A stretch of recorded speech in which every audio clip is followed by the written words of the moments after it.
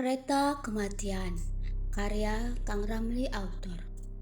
Sebelum saya mulai bercerita, matikan lampu di kamar. Kecilkan suara di sekitarmu. Kalau kamu masih bisa bertahan dalam gelap, cerita ini memang sedang menunggumu. Hujan deras mengguyur Jakarta di stasiun yang hampir tak pernah dipakai. Stasiun Tanjung Barat Lama, lampu peron masih menyala redup seolah menunggu sesuatu. Raka terjebak di sana karena ojek online-nya batal, aplikasinya error dan sinyal hilang total. Jam sudah menunjukkan pukul 23:47. Kereta terakhir komuter lain seharusnya sudah lewat sejam lalu.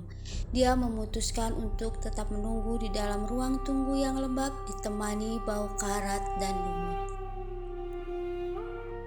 Tiba-tiba lampu neon di atas kepalanya berkedip cepat, lalu padam semua hingga gelap total. Hanya suara hujan yang terdengar dan derit logam seperti roda besi yang bergesekan dengan rel yang sudah berkarat. Raka menyalakan senter ponselnya.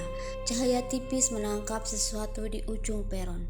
Dia melihat sebuah rangkaian kereta tua tanpa logo KAI, tanpa nomor gerbong yang jelas.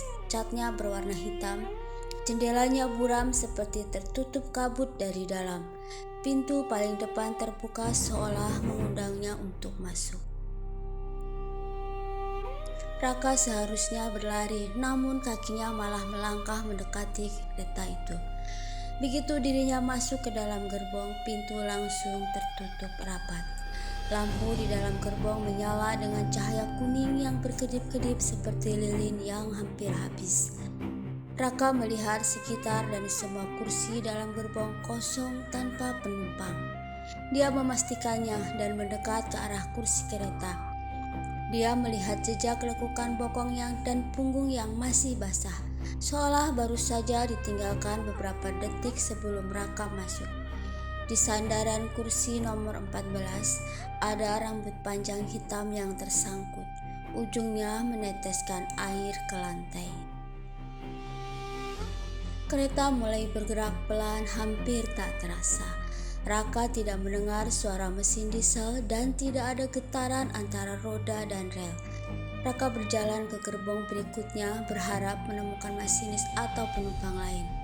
Di gerbong kedua, dia melihat seorang perempuan sedang duduk membelakangi. Rambutnya panjang menjuntai sampai pinggang. Perempuan itu memakai kebaya putih lusuh, lengan panjangnya basah kuyup. Kepalanya sedikit miring ke kanan seolah sedang mendengarkan sesuatu. Raka berdehem pelan. "Mbak, maaf, ini kereta kemana?"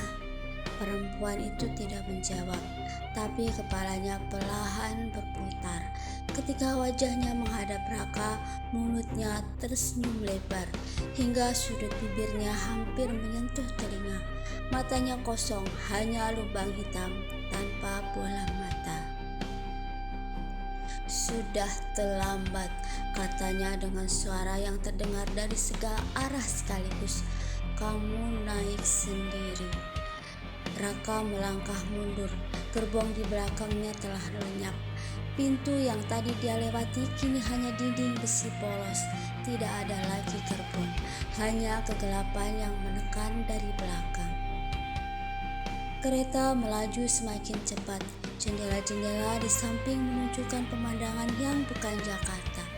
Raka melihat rel yang melayang di atas rawa hitam, pohon-pohon mati yang cabangnya seperti tangan-tangan kurus dan kabut tebal yang bergerak seperti asap.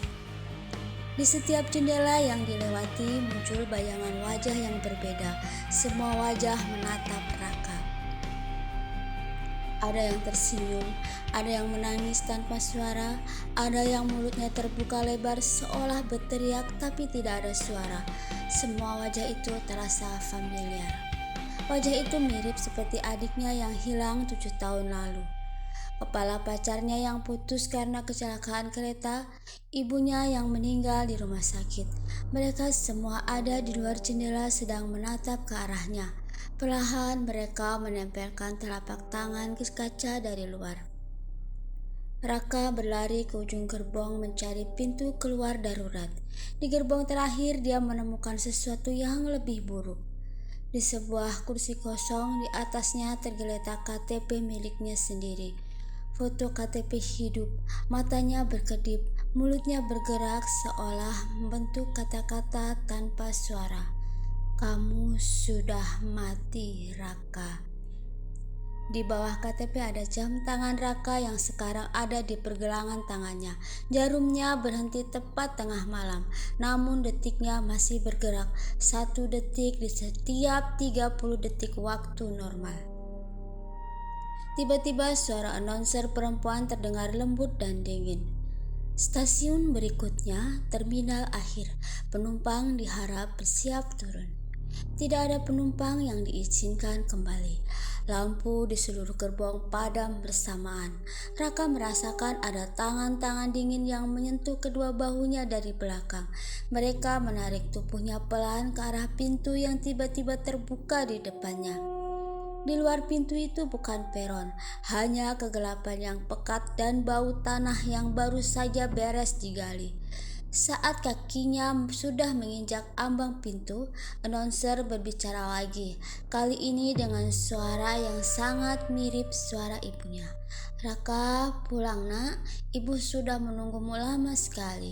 Dan pintu menutup.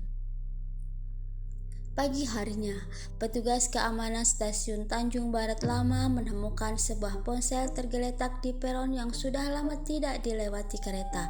Layarnya sudah retak, tapi ponselnya masih menyala. Di layar yang terkunci terpampang foto selfie yang diambil semalam. Raka sedang tersenyum ke kamera, tapi tatapan matanya kosong. Di belakangnya samar-samar terlihat puluhan wajah lain yang ikut tersenyum. Semuanya menatap ke lensa kamera ponsel. Tidak ada kereta yang berhenti di stasiun itu sejak tahun 1998. Tapi setiap tanggal 16 Februari tengah malam, kalau hujan deras, katanya ada satu rangkaian gerbong hitam yang melintas pelan tanpa suara dan pintunya selalu terbuka untuk satu orang. Kamu pernah mendengar suara kereta lewat jam 12 malam di tempat yang seharusnya tidak ada relnya? Jika kamu mendengarnya, jangan menoleh dan apapun yang terjadi, jangan naik. Tamat.